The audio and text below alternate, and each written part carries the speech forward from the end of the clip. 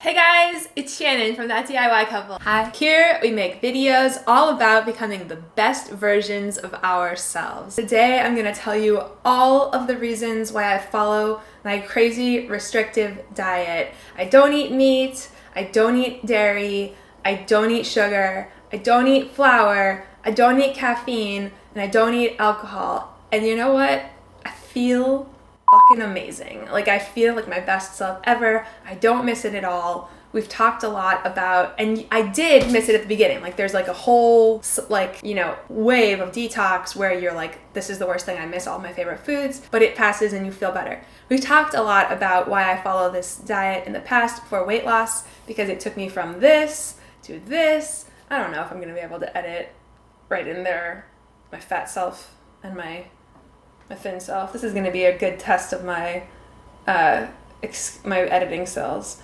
But we know that I was fat and now I'm not as a result of cutting all these things. But I wanted to go into some of the science behind the reasons that this way of eating is healthiest and helps reduce the incidence of things like cancer, diabetes, heart disease, and some of the other leading causes of death in the United States and abroad.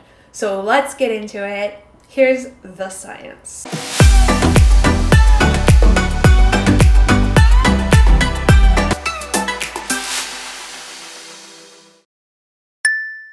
You guys already know that ditching meat helped me transform from this to this. But did you know that there are other reasons why I also ditched meat?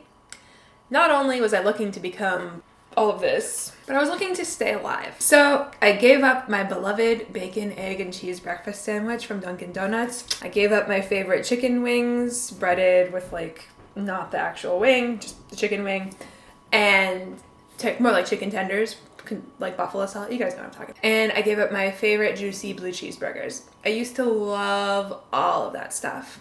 But once I started looking into some of the science behind the incidence of cancer and diabetes and basically all of the heart disease, all of the diseases that are slowly killing us, and meat consumption, I just couldn't go back. So, disclaimer, I am not a doctor, I'm not a scientist, I am just a woman attempting to get hot and stay alive.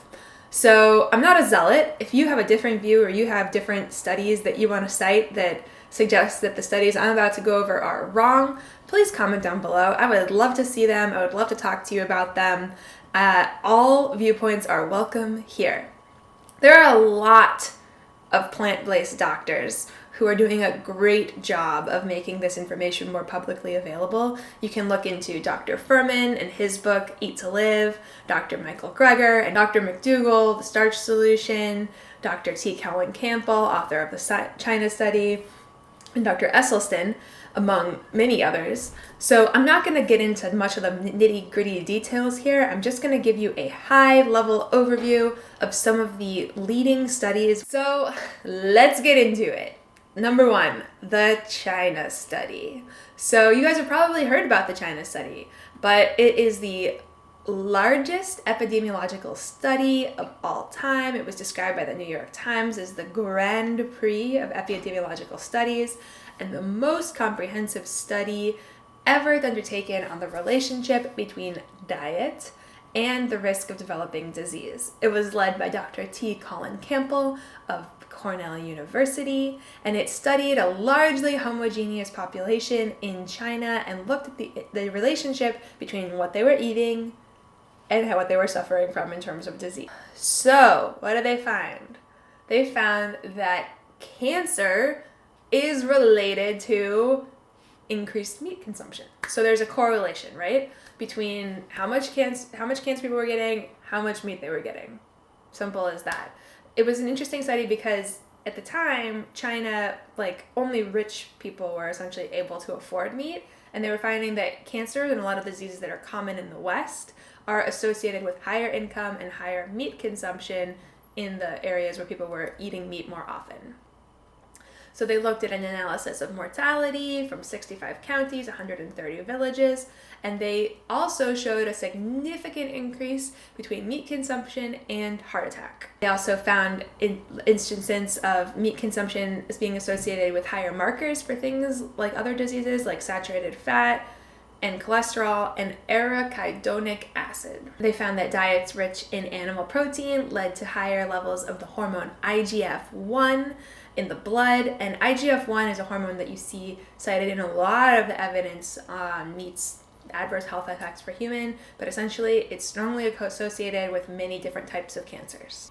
Okay, important detail. They also found that even diets like eating, not just eating red meat, but even eating things like skinless chicken breast, lower fat meat diets were still associated with certain cancers. Another study that's commonly cited in the evidence for ditching meat is the Seventh-day Adventist study.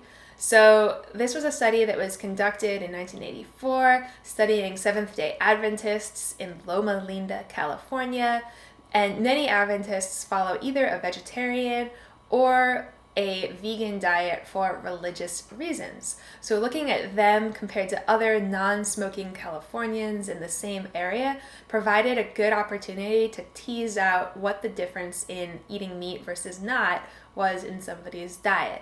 And what they found was these Adventists lived longer. They lived between 7 and 13 years longer than people who were living in the same area, around the same age, also non-smokers, and the only difference was these guys weren't eating meat. This was a really interesting study, and there was a follow-up study called the Adventist Health Study 2, which looked at vegetarian diets and the incidence of diabetes, and they found that eating vegetarian was very helpful in reducing diabetes. All right, another big study.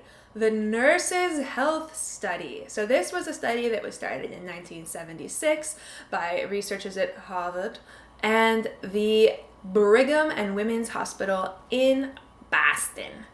So it's now the longest running study of health and wellness ever done. It followed 270,000 nurses over 4 decades, and it asked them questions about their diet, their lifestyle, and their disease incident, and collected information on them like blood, saliva, urine, even their disgusting toenails. So it's an observational study, meaning that it reveals associations but not causality, but it's incredibly helpful to look at, right? It's interesting. So they found that higher intake of red meat is strongly associated with premenopausal breast cancer. Increased processed meat increases the risk for colon cancer. I believe that the World Health Organization has now classified processed meat as a carcinogen. Like the WHO is now all over this. Like, don't eat hot dogs, sausages, things like that. They're so bad for you. They also found that higher vegetable intake, especially green and leafy vegetables, reduces the incidence of cognitive impairment with age. So another study that's kind of interesting and a little bit more qualitative, I think, is the study of the blue zones, which was a term trademarked by Dan Bittner. And basically he looked at demographic data for where people were often living above the age of 100 and to focus on the 5 areas of the world that he claims that people live the longest. And these are Okinawa, Japan, Sardinia, Italy, Nicoya, Costa Rica, Icaria, Greece, and our friends, the Adventists in Loma Linda, California. And he found that 4 out of 5 of these blue zones, they do consume meat, but they use it extremely sparingly and as a celebratory food, a small side, or a way to flavor dishes. So I think they were eating really small portions of meat, similar to what people typically did in rural China, essentially like taking like a 2-ounce chicken breast and chopping that up and putting it in the rice dish that's going to feed the whole family. And the outcome, the recommendation from the study is eat 90 to 95% plant-based for long-term health. So what about dairy? Everybody's like, where do you get your calcium? Where do you if you're a vegan and you don't eat dairy.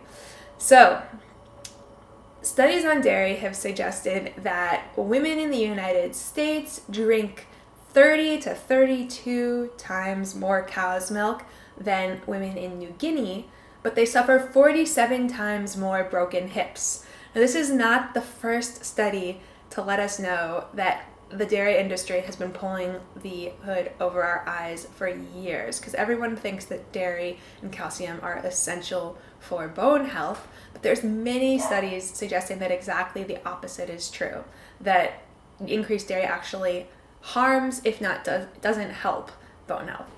So another multi-country analysis found that hip fracture incidents and dairy product consumption were highly statistically associated with higher rates of hip fracture following higher dairy consumption.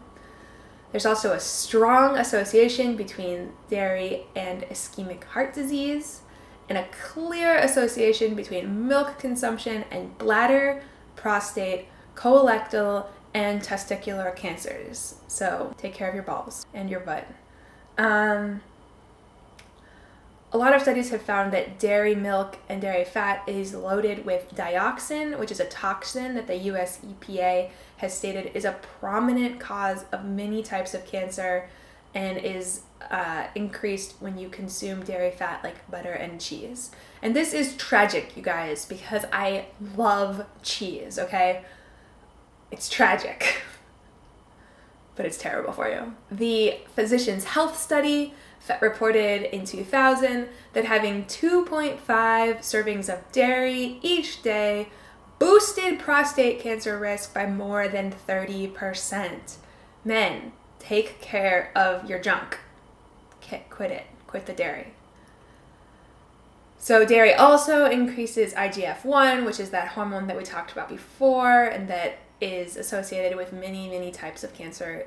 Men with higher levels of IGF-1 have 4 times the risk of prostate cancer than those with lower levels. The Nurses' Health Study, which we talked about earlier, also found that women who consumed dairy had a 44% increased chance of developing ovarian cancer. So ladies, take care of your junk. The question becomes, where do you get your calcium? Well, where do cows get it? Where do you get your protein, right? Where do cows and gorillas and rhinos and all of these veggie-eating enormous animals get their calcium and their protein? From plants. And all natural plant foods are calcium rich. Dairy is not necessary for calcium. As much as I love cheese, that is true. So why don't I eat sugar? It's really easy to go vegan and still stay fat because you're eating sugar and flour. You gotta cut those too. So sugar causes a rise in blood sugar. Rise in blood sugar causes an insulin response. Insulin is the key hormone. It allows our blood to get the sugar out and enter into our cells, turning the key to open our cells to receive the blood sugar. And it promotes storage of fat on the body and encourages fat cells to swell. Fat on the body interferes with insulin uptake into our muscle tissues, which causes the pancreas to give us more insulin when it senses that the glucose level in our bloodstream is too high. So fat people have more insulin circulating about their systems than thin people, and just continually eating sugar keeps you on that chain of needing more and more. So I cut flour because flour is basically the same thing as sugar. It's molecularly one molecule different, and it's just immediately in your body broken down to be processed the exact same way. So a lot of people will be like, oh, I'm quitting sugar, but then they find themselves going for the tortillas, that's my thing, quesadilla, like flour plus cheese. Oh, it's like my absolute favorite thing. Plus some hot sauce. I don't know. That's my fat, like, binge food. But I feel like, flour, it's easy to cut sugar but stay fat because you're still eating flour. You have to recognize that flour and sugar are very, very similar. And potatoes are basically the same. Like, the inside of a potato is essentially the same as sugar.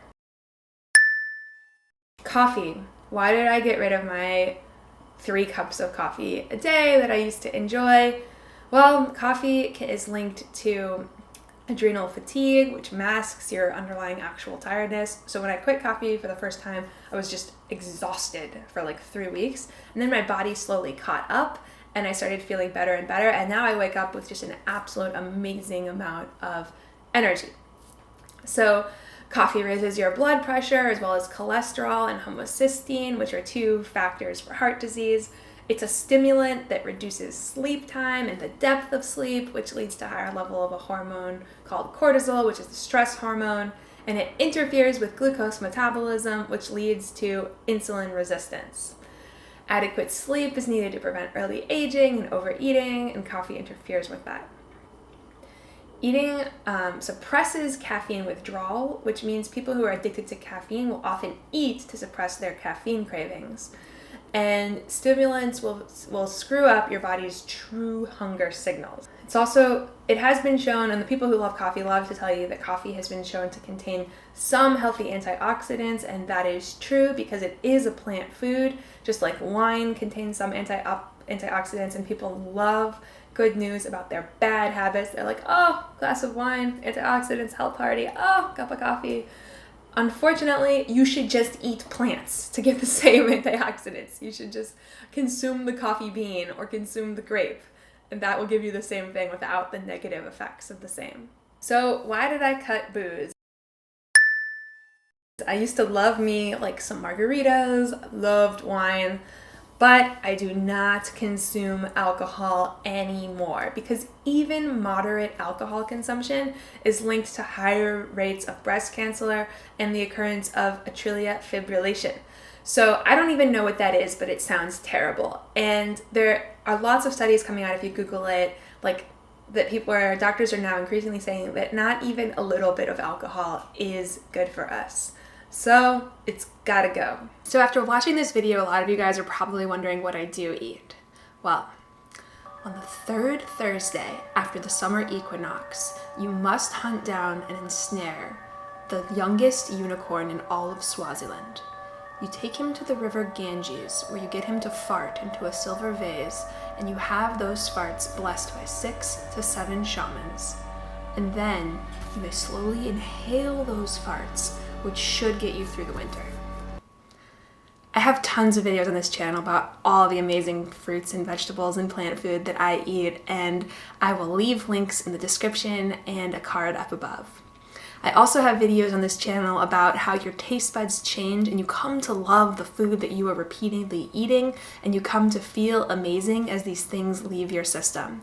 I wouldn't recommend eliminating all of these things all at once. For me, it was a gradual 2-year process where I started by eliminating meat and dairy products, lost about 50 pounds, plateaued, then eliminated sugar and flour, lost another 50 pounds, was feeling absolutely amazing, and finally eliminated caffeine, followed by, last but not least, alcohol. So it was a 2-year process, guys. I would never recommend that you do it overnight. If you're looking particularly for weight loss, I would suggest eliminating sugar and flour first. If you're looking for optimum health and prevention of certain diseases like cancer, diabetes, and heart disease, I would suggest eliminating meat and dairy.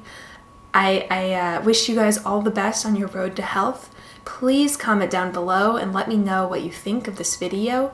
Let me know if you've eliminated anything from your diet and how you felt afterwards, or if you have a different view about what you think the ideal human diet is for health.